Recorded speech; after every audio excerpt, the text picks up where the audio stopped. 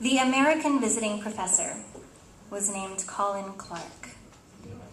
He had come from the University of Chicago to give a seminar at my mother's university.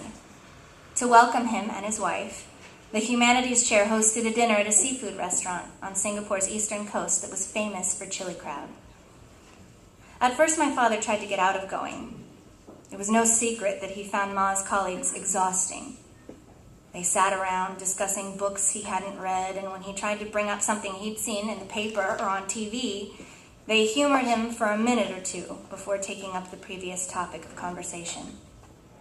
But Ma insisted she could not show up alone. All the other spouses would be there. Eventually, Ba relented, but on the night of the dinner, he announced that I was coming too. Ma was not pleased. I had just turned 10, and my opinion of these gatherings fell in line with my father's. If it hadn't been for the chili crab, I would have refused to attend. In between lectures by various faculty members on the history of Singapore cuisine for the benefit of the foreign visitors, Ma and her colleagues discussed their research and their classes. Ba and the other spouses quickly ran out of ways to participate in the conversation and spent the rest of the dinner nodding and smiling politely. Every once in a while, a grown-up asked me what my favorite subject was at school or whether I was enjoying the food, but other than that, I was left alone. Colin Clark's face has faded from my memory, but I can still picture his wife, a frightfully thin woman with poofy hair the color of pomegranates, who complained about the humidity and the spiciness of the food. She finally agreed to taste a single morsel of crab, then pointedly wiped off her sauce-stained fingers on a disposable towelette. Only one other aspect of that dinner stuck with me. Near the end of the meal, I noticed Ma and Colin Clark discussing some writer or philosopher they both admired. Something about the tilt of their shoulders or the angles of their heads caught my attention, and when I glanced back a while later, it was clear from the way they neglected their bowls of honeydew sago that their conversation was far from over. Before I could ponder the heaviness that settled in my limbs, Ba threw back the last of his beer and cleared his throat. He leaned over, looped an arm over Ma's shoulder, and questioned them in a loud, strident voice about this philosopher of theirs. What startled me was neither his aggressive manner nor the questions themselves, but the way he spoke. By peppering his speech with phrases like, "No kidding," and "sure thing," and "you don't say," my father was mimicking an American accent. His eyes glittered feverishly. His face and neck burned bright red. Another colleague tried to engage him in a different discussion, but he would not turn his attention from Ma and the American. After that, someone, probably the humanities chair, signaled for the check. The academics and their spouses reached for their purses and rose from the table. In the parking lot, Ma walked briskly to the car, ignoring Ba's comments about the evening. All the way home, Ba continued to speak in that strange voice, and when Ma told him to drop it, he widened his eyes and said he had no idea what she was talking about. One evening, about a month after Colin Clark's arrival, Ba didn't come home for dinner. The following evening, it happened again. Hours later, when he finally returned, Ma hurried downstairs. The door to the study swung shut and the arguing started. I lay awake in bed listening. I was old enough to know that something was seriously wrong. At first, my parents' voices were too soft for me to hear, but then I heard the American's name spoken by Ba in that hideous accent, and my mother's voice rose in a shriek. Images from that night came back to me, the way Ma had laughed wildly at Colin Clark's jokes. How at the end of the night, his wife had refrained from taking Ma's hand, instead raising her palm in a half-hearted wave. My parents' voices grew steadily louder, and when I could listen no longer, I got out of bed and ran the faucet in the tub at full blast. There in the warmth I lay, watching my fingers and toes shrivel as if from old age. My parents' argument stretched through the week. On day 4, Bob peeked into my room after midnight, walked through the half-open door of the ensuite bathroom, and found me asleep in a tub of tepid water. He wrapped me in a large, fluffy towel and carried me to bed. The next morning, the two of us drove to my uncle's house where I was to stay, while he and Ma took care of grown-up business. I didn't point out I was too old to be spoken to like that. The drive over was the first time we'd been alone together in days, and I was both furious at him and comforted by his presence. Unable to put my conflicting emotions into words, I simply asked, "When can I come home?" "Soon," my father said. "In a few days, your ma and I will come get you." Divorce was still rare in Singapore, but I worried all the same. My mother always said her best years were spent as a graduate student in America. What would it take to drive her back there? In front of my uncle's house, Ba stretched his lips into a tired smile, and I tried to smile back. As much as I longed to ask questions, I sensed this wasn't the time and that he might not even have the answers. In hindsight, it's difficult to isolate just how much I knew about my parents' conflict. At any rate, not long after my stay at my uncle's, my best friend Kat intervened. Kat's 3 months younger than I, but always seemed older, especially when we were kids. Thanks to the influence of her big sister, Kat was the first to start using eyeshadow and the first to have a co-ed birthday party. She was also the first to educate me on the distinctly Singaporean post-colonial phenomenon of sarong party girls, or SPGs. That afternoon, Kat, our other best friend, Cindy, and I were on our stomachs in Kat's bed watching the movie Pretty Woman. This was the early 90s, and R-rated movies were censored before being permitted into the country. Nonetheless, Kat's mom made us fast forward through the beginning, which she deemed unsuitable for girls our age. Despite the missing scenes, I took in the way the posh shop girls glared down their long, thin noses and understood there was something shameful about the lead actress, without fully grasping that she was a prostitute. We three watched in silence, captivated by the palm tree-lined boulevards, the fancy cars, the swirling dresses, and matching hats, none of which were anything like the America my mother had described. When the final scene faded to black, Kat rolled onto one side and propped herself up on an elbow. "You know," she said casually, "there are women like that in Singapore." Something in her tone signaled danger. I proceeded with caution. "What do you mean?"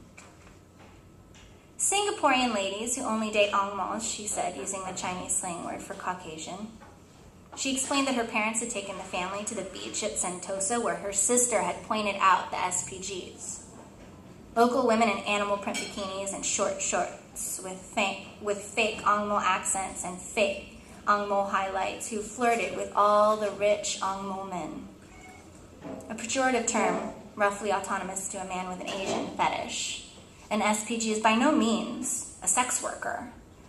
But given that we were 10-year-olds, sheltered by both government and parental censorship, Kat's murky equating of prostitutes and SPGs is understandable. Unsure of where this conversation was heading, I glanced at Cindy to see if she had as many questions as I did. But she lowered her eyes, mesmerized by the tassels hanging off the bedspread. I suspected she had heard all this before. Kat watched me carefully as she spoke. "My cousin asked me if your mom was a sarong party girl, and of course I said no, la, those ladies dress like sluts, and they're young." This only confused me further. Again, I looked to Cindy to affirm the ridiculousness of Kat's assertion. She avoided my gaze and scrunched up her face like she'd just eaten a super lemon hard candy. I thought back to my parents' battle. Something had happened between Ma and the Americans, something too grotesque to unravel. Forcing back tears, I asked to use the phone in the other room. My mother answered, and in a choked voice, I begged to be picked up right away. 15 minutes later, she pulled up at the gate, waving breezily from the driver's seat. Even now, I can still recall the smirk on Kat's face, the narrowed eyes and half-smile that belonged on someone twice her age. Later, after I left for San Francisco with no plans to return, before the divorce that deposited me back in Singapore, I summoned the courage to question my mother. In the years since, I've replayed her words, filling in blanks, adding detail, so much so that the scenes unspool in my mind like a film reel, like something I've witnessed with my own eyes. The day after the disastrous welcome dinner, the vivacious lecturer finds herself at the door of the distinguished visitor's office. There she hesitates, quaking, already struggling with the pretense that she's come to apologize. But then she takes a deep breath and raps firmly on the door. He tells her to come in. He's tall and imposing, trim for a man his age. He brushes off her apology with a hearty American laugh. They continue their discussion from the night before. Then he inquires about her research. Soon half an hour has passed, and then another, and then one of them suggests they leave campus to carry on their conversation over a drink. One, or maybe both, glances at a wristwatch. Neither points out that it's only 3 o'clock. The boozy afternoon stretches into a late evening, and then into other evenings spent at corner tables in quiet, dimly lit restaurants, or at the symphony, or in one of their offices, the door ajar, talking about books. Try as I may, I can't recall seeing my mother drunk back then. Maybe she was careful to sober up first. Maybe I didn't know what to look for. Or maybe she only came home after my father had tucked me into bed. Seems irrelevant. The fact that no matter how late she stayed out, she always came home. Or that although the American told her she was too brilliant to remain at this second-rate institution, though he begged for her to come to Chicago, promised to find her work, and vowed to leave his poofy-haired wife, theirs was a strictly platonic affair. Here on our tiny insular island, deeply conservative beneath its glossy cosmopolitan veneer, that Ma and the American were seen together at all was scandal enough. My mother had distanced herself from her own parents ever since they'd pressured her to return home to Singapore, so I can only imagine their distress. My paternal grandparents, on the other hand, made their outrage known. They had never approved of my parents' marriage in the first place, and now they planted themselves at our dining table and urged their son to cut his losses and start over as I listened, stricken from upstairs. Thankfully, once again, Ba defied his parents. My father and mother remained together, and in time, from my perspective at least, life returned to normal. In the months following their reconciliation, Ba rarely missed dinner at home. Ma instructed the maid to prepare bakute and char siu roast pork, all the foods Ba loved and Ma thought were too heavy for every day. When my parents walked down the street, they held hands, their fingers loosely interlocked. For Ma's 40th birthday, they flew to San Sebastian and returned with sunglass tans and handwritten menus from Michelin-starred restaurants. Ma even stopped reminiscing about her years in America. Over a decade into their marriage, she finally seemed ready to embrace her life in Singapore. As much as it thrilled me to see my parents happy, I started to understand that even within our little family of 3, the 2 of them were a single unit unto themselves. How else to explain why, when Ma started drinking more, opening a bottle of wine at dinner, sipping glass after glass late into the night, Ba devoted his energy to hiding her behavior from me? And yet, since my return, there were times when it was easy to overlook the stress that Ma's drinking had placed on their marriage. Over the past weeks, I had walked in on my parents sitting on the love seat in front of the television with their forearms intertwined, position that seemed almost unconscious. Times like these, I wanted to believe that no matter how deep Ma's betrayal, Ba had found a way to forgive. That despite all Ma had given up, she had arrived at contentment. That the things we initially settled for could end up bringing our greatest joy. Thank you.